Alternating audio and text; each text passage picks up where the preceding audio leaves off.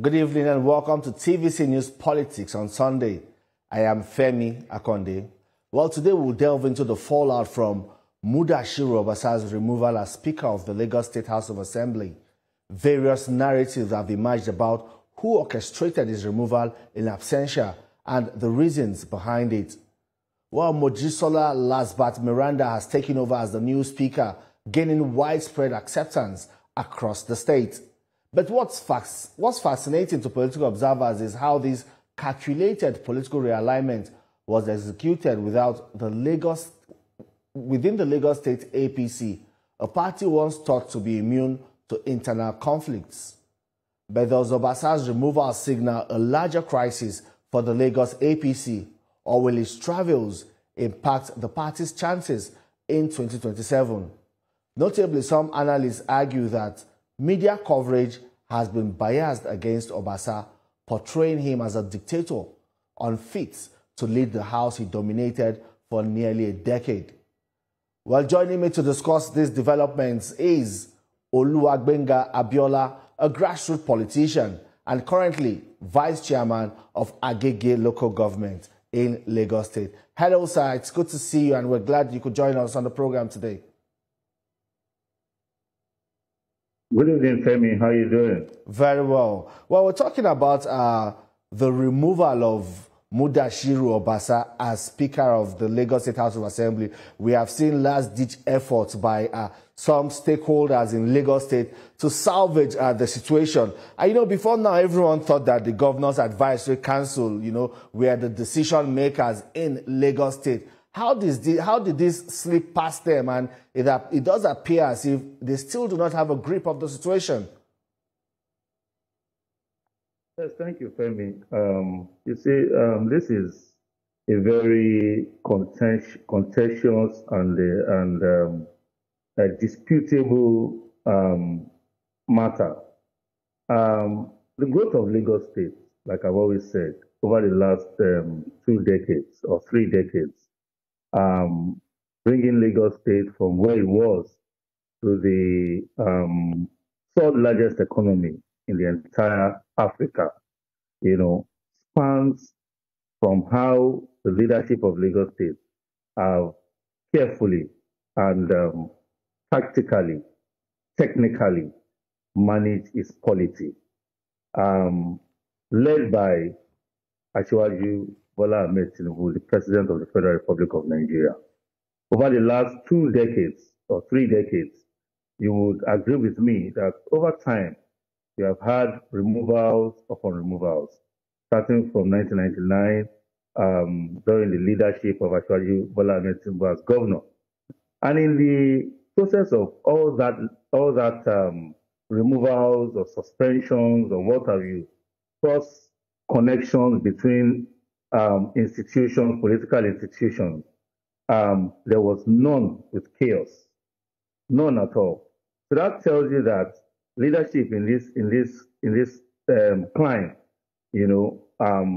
there's a lacuna somewhere, and you would agree with me why there is that lacuna. During the last elections in Lagos State, for the first time in 1999, Lagos State lost a general election. It has never happened before. And why was this? Because the pioneer of Lagos politics, the leader, the one who understood the mechanism behind Lagos State was, extremely busy, trying to manage the internal politics of APC in the 36 states. And so while he was busy, something had to be done. Someone had to take charge. And that was the lacuna. And it reflected, unfortunately, in the mismanagement, or if I use that word, in the loss of our elections. And for the first time, Lagos State lost. Let me relate that to what has happened. In Lagos State, since that time, there have been several removals. Deputy governors were removed. Dr. Koporola Bokno was removed. Dr. Engineer, Mr. Femi Pedro was, also did not return as deputy governor. In the House of Assembly, Honorable Funmilayo Tejuosho was removed.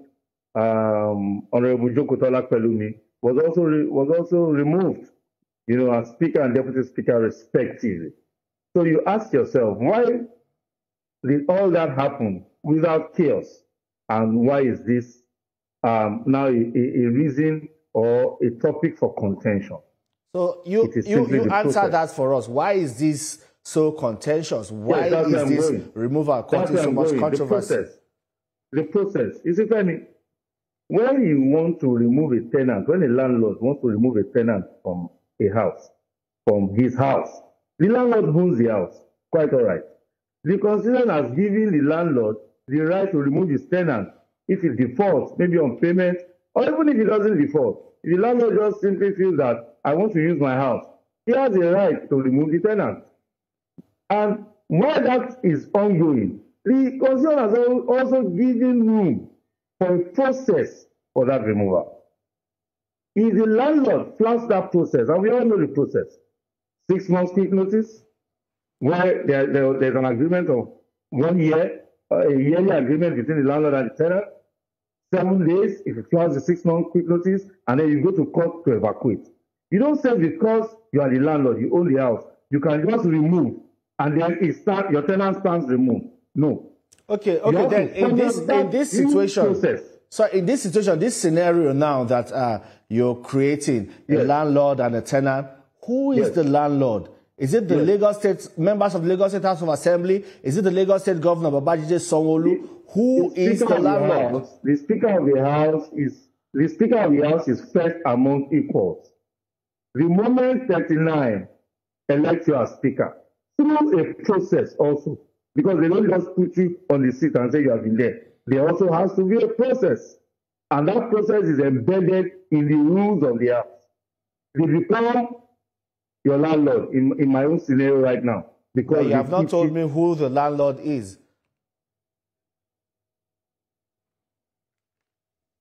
Hello, Oluwagbenga, can you hear me? Oh, it appears we're having issues with that particular connection. But we'll take a quick break, and by the time we return, we would have rectified the connectivity issue we're having with Oluwagbenga Abiola, the Vice Chairman of Agege Local Government, speaking on the removal of Mudashiru Obasa as Speaker of the Lagos State House of Assembly. But we'll take this quick break, and we'll be right back. Don't go away. Well, welcome back. We're still speaking with Oluwagbenga Abiola, the Vice Chairman of Agege Local Government in Lagos State, talking about the removal of Mudashiru Obasa and its implication on the politics of Lagos State, especially ahead of the 2027 general election. Hello, Gbenga. Are you still there? Yes, can you hear me now? I can hear you clearly. All right, then let's move on now. Yes, you are painting a scenario of the landlord and the tenant, and I asked who really is the landlord, because we're trying to. My question now is, I just want to know who orchestrated the removal of Mudashiru Obasa. Is it a conspiracy among the members of the House, or there's an interference from the executive arm of government in the states?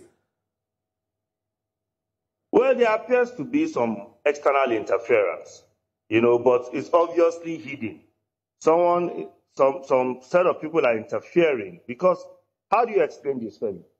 How do you explain a man that the same members gave a vote of confidence in November, in December, repeated the vote of confidence on the same speaker, and just less than 12 days after they gave a vote of confidence, just less than 20 days rather, after they gave a vote of confidence, suddenly the table turned.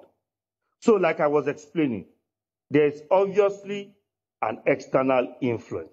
Obviously, someone somewhere is sitting to call the shots. And it's so obvious that the president was not in the know.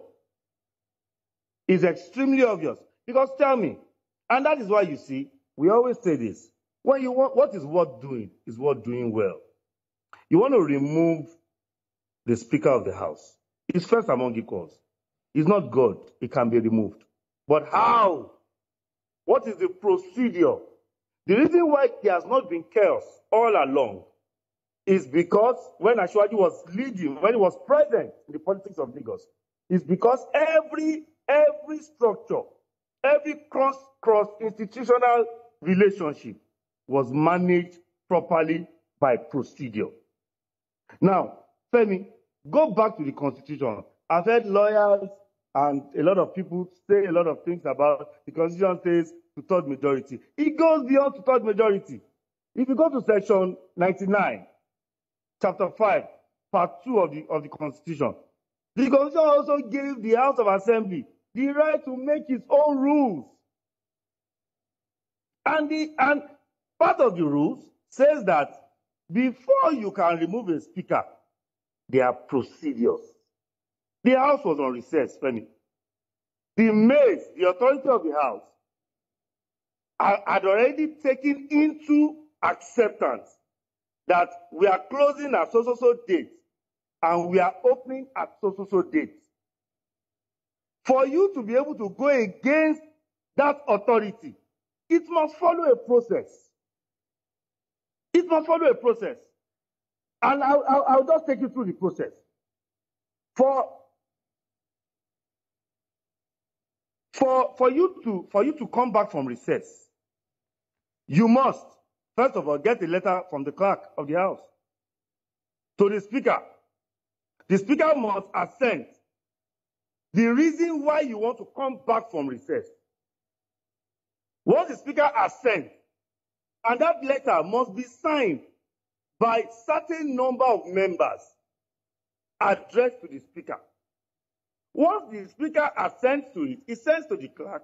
The clerk of the House calls for members for what you call an emergency meeting because you are on recess. And the authority of the House recognizes that you are not working at the moment. So my question is, why the rush? Why was the Speaker of the House, if you say you have majority members, you say you have 32 members, 32 members could have removed the Speaker right in front of him. So why was it not done that way? And this is the reason why it has become so contentious to this day. Okay, the House, recognized by law, still is in recess as we speak, irrespective of whatever Buhari is ongoing, by law. You see, the way lawyers speak a part of the Constitution and remove the other part baffles me a lot. The same Constitution has given the right to the House, every House of Assembly, every State House of Assembly, to make its own procedural methods and rules. Let me ask you now. So are you then saying that stand the test of time? Are you then saying that Mudashiru Obasa is still the Speaker of the Lagos State House of Assembly, or remains the Speaker of the Lagos State House of Assembly? Arguably. So when will the House resume from recess? Most arguably. 18th. So do we expect the House is supposed to resume on the 18th? Do we expect to see Mudashiru Obasa resume his position as Speaker of the Lagos State House of Assembly on the 18th of February? Extremely possible. Extremely possible. It won't be out of line if he does. And that's why the President of the Federal Republic of Nigeria, our leader, has to quickly step in. Lagos is still suffering from a political defeat. A political defeat that we have not come out of.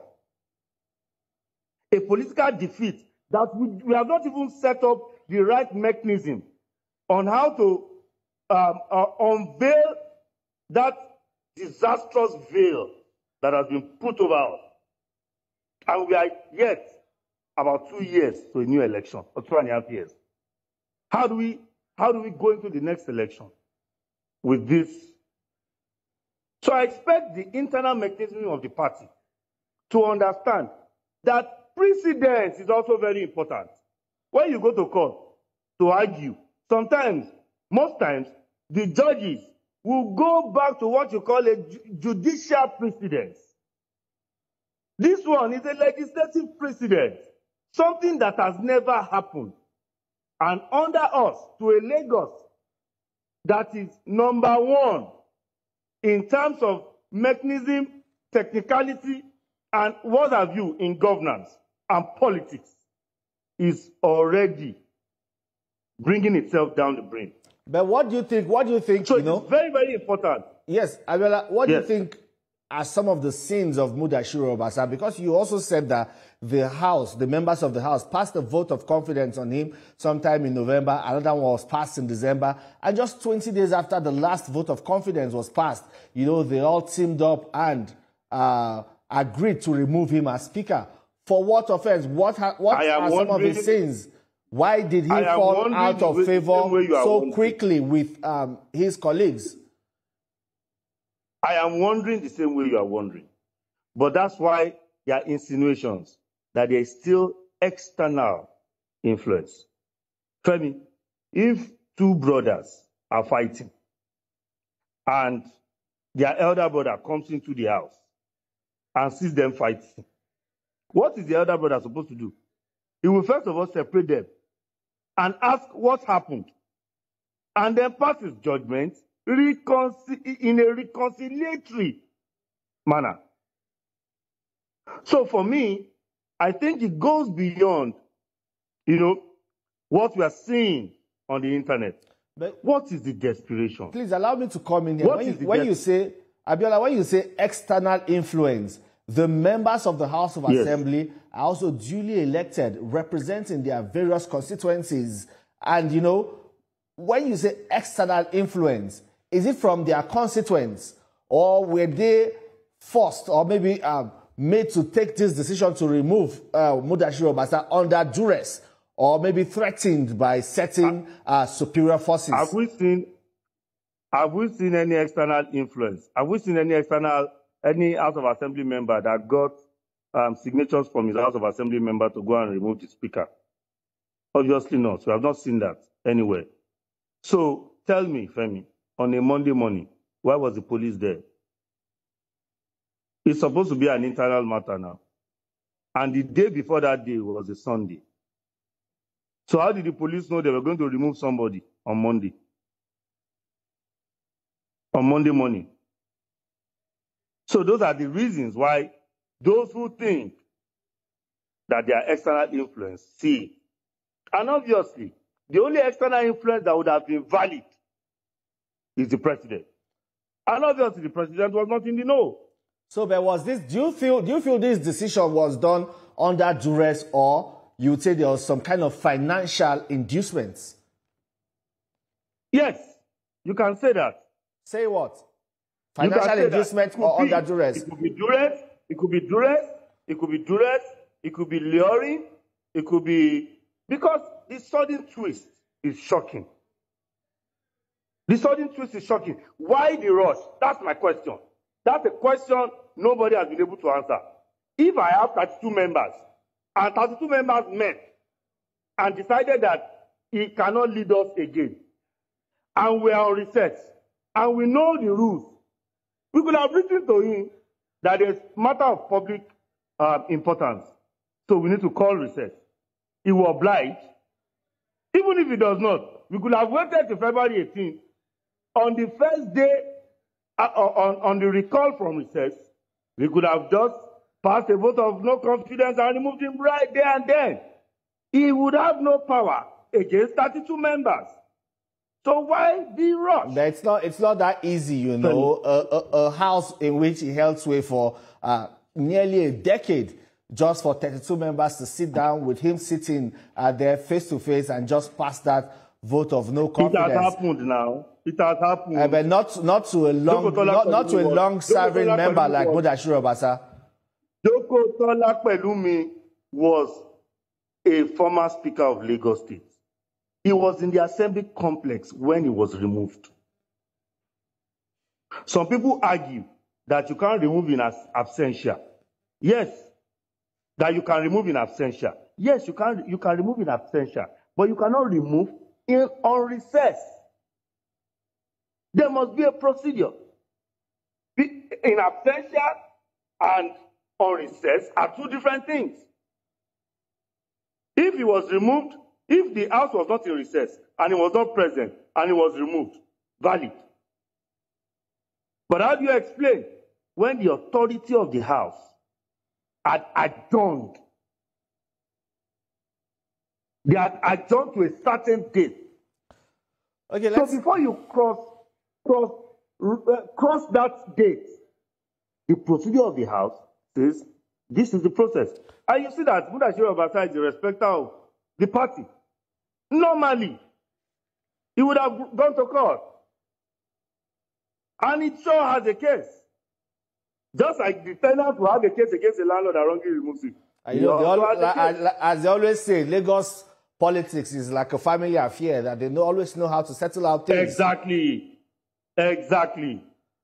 So why is it difficult to settle? But now moving on, you talked about the party's loss at the presidential election of 2023. The party lost in totally disaster. Yeah, you called it a disaster.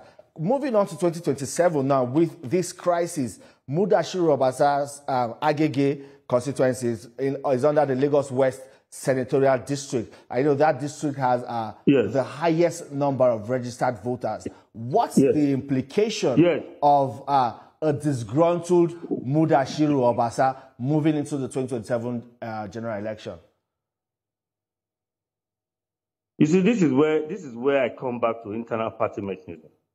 You are toying with a man that, under his leadership, polled 29,000 votes in that election that was lost, with a difference of 16,480. 16,000, a difference. In a situation where only 5 local governments won their local government. Some of the members, some local government chairmen, some vice chairmen, and what have you, were there. The structure of the party was there. The governance structure was there. And we lost in those local governments. Now, to a man that won both 29,000. Some of us worked tirelessly on the grassroots across Lagos. Does it mean, come on, Femi, this is the longest serving House of Assembly member in the history of Nigeria? But is there a possibility? In the history of Nigeria. Is there a possibility that Mudashiru Obasa may dump the APC if the situation prevails, if this current situation prevails? May dump the APC and go to another party. He's too loyal to do that. He's too loyal to do that. He has been a progressive since the days or before the days of SDP. He's a practical grassroots politician. So why can't his sins be forgiven? All right, well, I'm afraid that's where we'll leave it today on the program. Thank you very much, Oluwagbenga, Abiola, for your time on the program. Sorry, there's so much to talk about, but we'll take this conversation online. Well, that's it on the show today. You can watch a repeat at 11 p.m. tonight. You can also see this episode again on TVC News YouTube channel. Thank you for watching. Have a good night rest.